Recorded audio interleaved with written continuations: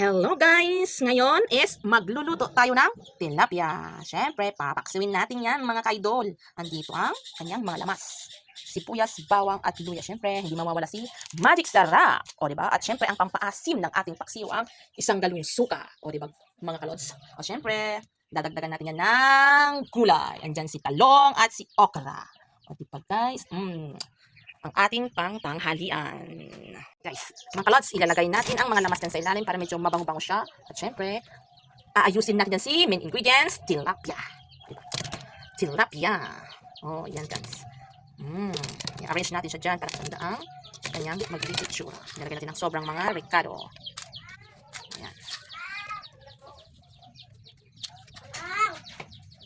Andyan si paminta. Paminta. At syempre, ilalagay natin si Magic Sarap. Konti mga Magic Sarap. Dadagdagan lang natin mamaya kung ano may lasa.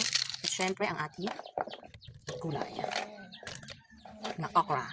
Sabay-sabay ko na yan guys para magiging masarap ang magiging kalalabasan. Hindi siya ma-overcook mamaya ang gulay.